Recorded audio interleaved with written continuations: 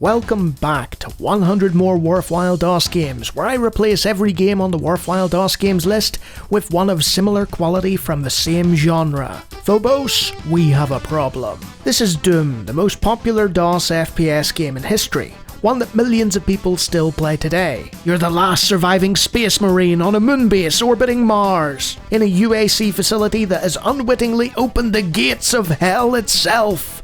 Monsters are crawling out and it's up to you to single-handedly rip and tear your way into hell and destroy the mastermind behind this invasion. Gunning your way through a series of different monsters and traversing tech bases that slowly give way to an increasingly warped demonic influence, the Doom guy must reach the end of each maze-like level by hook or by crook, picking up keys and discovering secrets and new weapons and power-ups, to defeat the dastardly demon's deceitful demonstrations of defilement. For my money, Doom is still the best first-person shooter ever made, and with the passing of years has received an overwhelming number of community updates, from total conversions, additional episodes, new source ports, musical and graphical enhancements, and gameplay modifications. However you want to play Doom, chances are you can. It has become a sprawling behemoth entirely out of id Software's control, with many users gunning down demons that were crafted long before they were even born. The near limitless content for this title means that people could feasibly play Doom and nothing else for the rest of their natural life,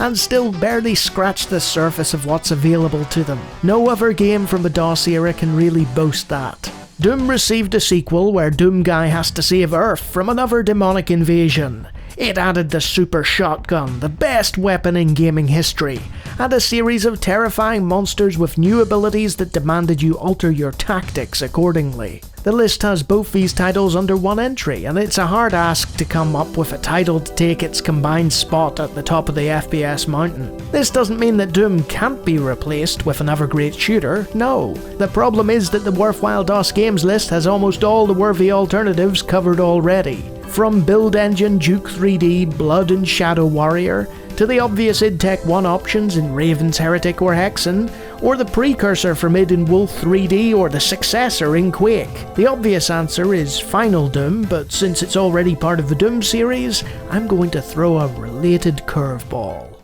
No, not SIGIL. Most unofficial add-ons for Doom were map packs featuring thousands of unrelated levels of dubious quality. This changed when Cybex Inc. released the Lost Episodes of Doom, a 3-episode series of maps for the original Doom and well worth a play in its own right. This paved the way for WizardWorks, publishers of D-Zone, to release Perdition's Gate and Hell to Pay, both developed by the Wraith Corporation.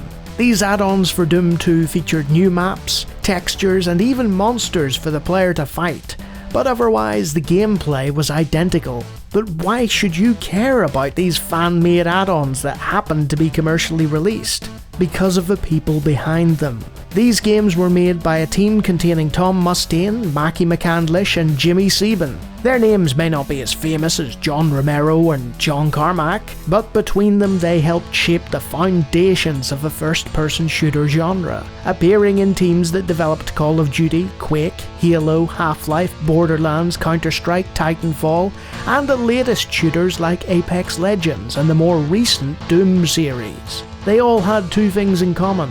They had been members of the final Doom team, and they got their start doing that official add-on.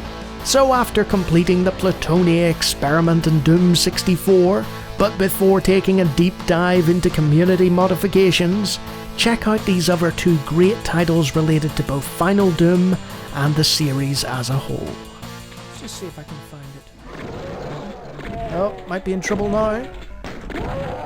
No! Excellent.